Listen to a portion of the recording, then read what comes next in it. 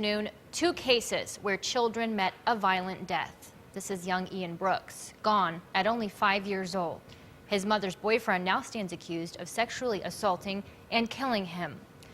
Also, Abdi Muhammad, beaten to death with a rolling pin at the hands of his stepfather. These cases prompted a public outcry against Child Protective Services in Erie County. Today, those calls for change are growing as a critical conference gets underway in Buffalo. Brittany Smallwood joins us live from downtown with the latest on this. Good afternoon, Brittany. Teresa, a public hearing to examine the practices of Child Protective Services is still going on here at City Hall. The Deputy Commissioner of the Office of Children and Family Services, Laura Velez, she testified first. Velez explained that every 3 years, a county's child welfare program is reviewed, and Assemblyman Andrew Hevesy asked if it could happen more frequently to prevent the tragic deaths that we've seen, like the case of Ian Brooks and Abdi Muhammad. Velez says it's something they're looking into.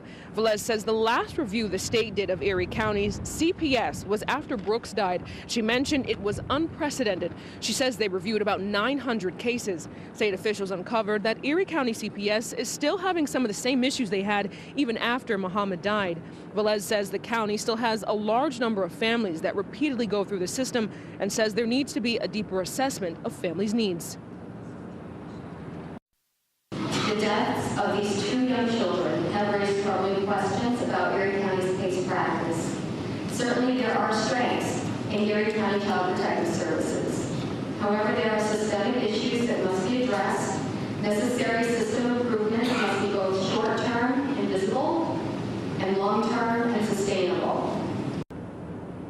Back live at City Hall, and Velez mentioned that they plan to bring in a national expert to look into the organizational issues in Erie County CPS. And also the lawmakers mentioned that from today's testimony, after everyone's done, they hope to create legislation to ensure that next time they can prevent a child's death. Reporting live, Brittany Smallwood, News 4 at noon.